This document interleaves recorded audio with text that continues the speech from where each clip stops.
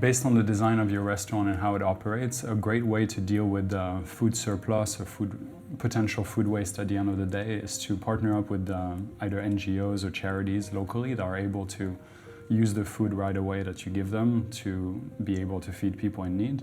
But you can also partner up with companies that are able to provide those finished product at a discount. Is a great way to make sure that you're not entering in a place where you're going to generate food waste, but also you can repurpose and give a discount to your customers to be able to enjoy your food at the end of the day.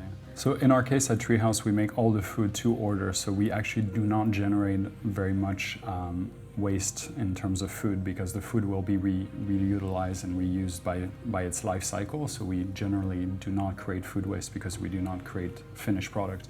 The only finished products that we really have that could enter that realm, it's actually our juices and drinks that come in glass bottles, and their life cycle is about 3 days, but we only use them for 24 hours. So what we do is at the end of the day, we offer an incentive or a highly discounted price on those items, so we're able to sell them and again make sure that we can create value to our customers, but also make sure that we are not participating in creating food waste. So as a business, we always feel like, we want to give back to the community, and we're not in to just feed people that can afford our food and come in. We are a restaurant and we're here to feed people. So one of the big partnerships that we've established with Treehouse, but also the other organizations that I've created in the past, is to donate food for people in need here in Hong Kong. So we've partnered up with FoodLink Hong Kong, which is a big NGO that takes food from different F&B and hotel partners and able to feed people at a very cost-effective way. What we created is a donation bowl, so we have a set item, which is a local dish at a more affordable price point. And basically, from the cost price, all the profits are going straight into giving meals for people in need here. So when you buy that bowl, you essentially are feeding 6 meals to people here in Hong Kong. FoodLink is a great organization. I worked with them for a long time, and I find it was very easy to set up a relationship with them, to be able to donate. They're very helpful, and we trust their integrity in what they're doing here. But also we not only work with FoodLink, we work with other organizations in order to offset our footprint and be able to make sure that we're collaborating and helping the local community here in Hong Kong. In 2019, in Hong Kong, a total of 1.4 million persons are living under the poverty line, which accounts for 21.4% of the total population. I think the main advantages for us to partner up with Food Bank is we have a limited time, and we want to partner up with people that already have the network and the people in need that they can serve. And so us, by working with them, we can make sure that the food and what we're providing is going directly to the people that are in need, and we can trust and work with these organizations that are doing the right thing. So we can focus on what we do and have the support of them to be able to give the impact that we want to give here. We try to not generate food waste from the get-go, so that comes from ordering. What are we ordering? How is it coming?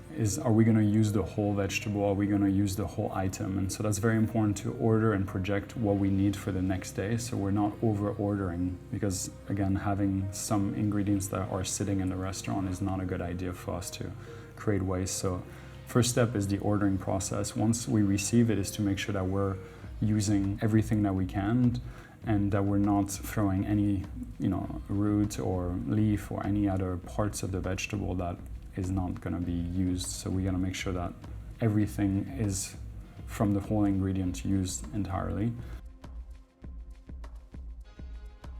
Kale, for example, is a leafy vegetable, and so the stem is quite hard to eat. So traditionally people will take them off, but they're full of nutrition. So there's several ways you can treat them. You can put them in soup and make sure that you blend them well so the fiber will be removed, or you can cut them very finely and put them back in the salad. That's another way to make it very palatable. And again, it's increasing your volume, it's increasing your yield, it's perfectly edible, and it's a good way to make sure that you're using as much as possible and hence not creating that wastage.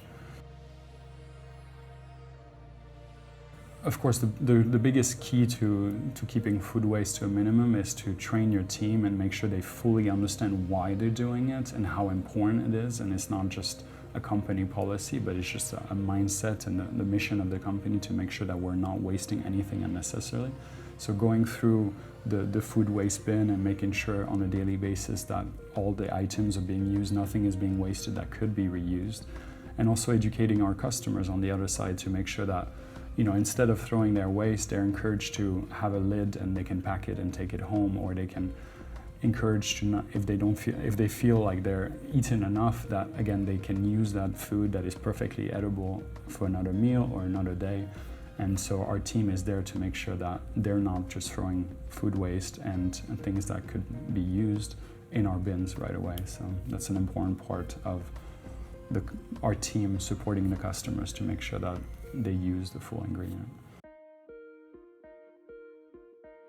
I think the first point that food becomes waste is it's no longer edible for us as humans or our team. So another way to realize something that is going to go off, we know it ahead of time so we can have it as a team meal and that kind of stuff. But when we know that we cannot no longer serve this or give it another life, the other option is to create compost. So the waste essentially is going into turning into compost, which then can be reused and also really shrink the size of it. So again, that's not really seen as waste, it's waste for us in the perspective that as a restaurant we cannot no longer serve these ingredients in a way that we feel like would be safe for our customers or us eating it internally. I think what's really important to see is once your ingredient has spoiled or has fermented or is no longer safe to eat, that's one aspect where you basically lose control over that ingredient, and then your only choice is to compost it ideally, so you're giving it a new life. Another way to see something as waste is once you've used that ingredient to its full capacity, in the sense that you do not have any more nutritional value or purpose in it. Of course, having fiber from blending a juice, and then you have the pulp, and often there's still juice inside, and even the fiber content can be used to make a vegetarian burger, can be used for many things.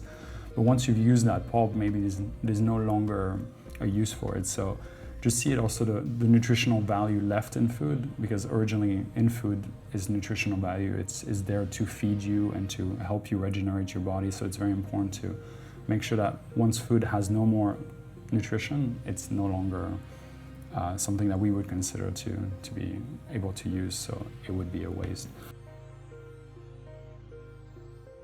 So as a policy for our team, we do offer them a meal every single day that is cooked by a different team member, and it's a wonderful opportunity because we offer a limitation of it can only be plant-based, which is within the value system of our restaurant. So we obviously do not serve meat and fish to our staff. And so we encourage them to create wonderful food for themselves and the rest of the team, including myself. I love these. And basically they create wonderful flavors that are fully plant-based within their culture. So we have incredible highlights from different dishes and so on. So much so that for example, they've been doing incredible momos, which is a Nepalese staple. And now those momos are going to actually get carried forward into another restaurant concept that we're planning to launch. So it's a wonderful way to see the individual cooking style of different team members and see how they use and repurpose the food for themselves.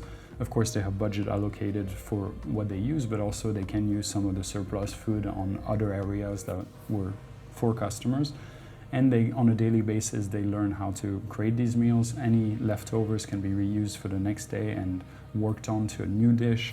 So it's a wonderful way to connect and really understand personally as a team what is the impact of the food that we're offering and what is the mission behind it all. It's just really wonderful to see their own creativity once they understand that plant-based is their new palette and the new ingredients that they can use, and to see their creativity within all the different food style that we're getting to get exposed to is a wonderful gift and a wonderful culture aspect of our restaurant.